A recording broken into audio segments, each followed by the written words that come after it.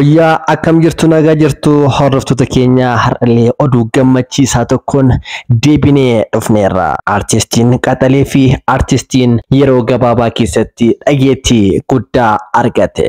Artist Sonaa Taakkala sirba ajaa'ibaa, sirba addaa, sirba akka yeroo duraatitti Itoophiyaa guutuu fi addunyaa guutuu waliin dhahu qabadhee dhufee jiranuun jechaa jira.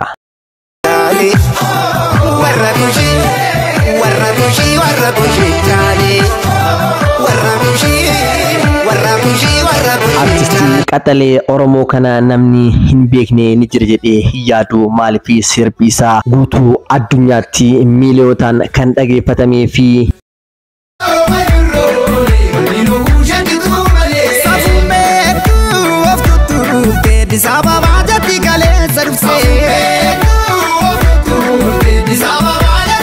Boole ya boole jechuudhaan warroota afaan Oromoo dubbatan qofa sun taane warroonni afaan Oromoo hin beekne iyyuu ittiin ragadanii fi ittiin bohaaran turan. Mee xiqqoo isin yaadachiisu. Boole ya boole, boole ya boole, boole ya boole. Jawarra shaggar, shaggar, jawarra boole, jawarra boole. Boole ya boole, boole. Oromoo maaltu tuqaree ijoollee jechuudhaan Finfinneen akka handhuura Oromoo taate ifaan ifatti ragaa bahe. Sirba kanaanis guutuu addunyaatti beekamtii fi jaalatamummaa guddaa argachuu danda'ee jira. Sirba kana warroota afaan Oromiffaa beekan qofa osoo hin taane warroonni Oromiffaa hin beeknellee ni dhageeffatu, ittiin ragadu. Sirba YouTube irratti illee riikardii hedduu caccabseedha. Riikardoota isaa keessaa yeroo gabaabaa keessatti yookaan immoo torbaan lama keessatti ture. Sirbi kun miiliyoona tokko argachuudhaan riikardii sirboota afaan Oromoo kan cabse. Riikardiin biraa immoo sirbi kun Oromoo waggaa tokkollee hin gahin miiliyoona 26 oliin yookaan immoo viyuu miiliyoona 26 ol argachuudhaan riikardii lammaffaa cabsuu danda'ee jira jechuudha. Ammallee ka artistiin cimaa fi Qaxaleen kun sirba haaraa Afrikaa jedhu qabadhee isiniif dhufaa jira. Oromoo koo nuun jechaa jira.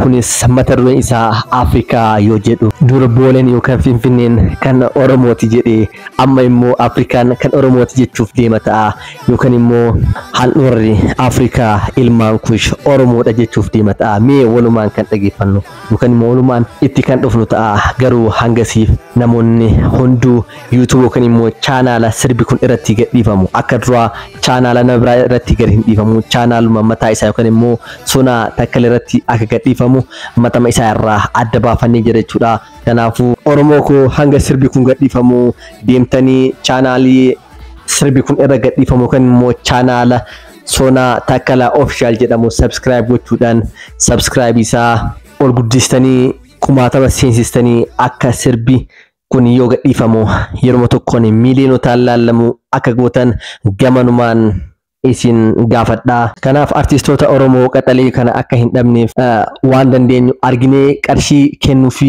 dhabuu dandeenya. Garuu immoo wanta isaan gadhiisan kana yookaan immoo sirboota isaanii kana share, like, subscribe goonee fi sirriitti cinaa isaanii dhaabannee hamilee taanee fi akka yeroo biraatiif hin dhabne yookaan immoo artistoota hedduu osoo dandeettii qaban hamilee dhabanii artii kanarraa deeman hedduu jira waan ta'eef akka kanan taaneef Oromoo koo akka bira dhaabattanii sirbi kun yoo gadhiifamu miiliyoonotaan laaltanii akkuma duraatitti surprise isa gootan gamanumaan isin gaafadha.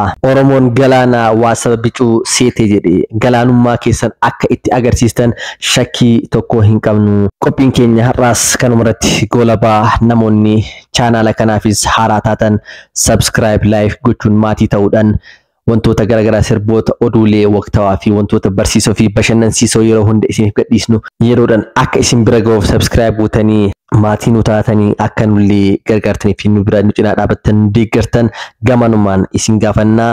Nuuf jiraadhaa. Oromoo koo ummata jaalala.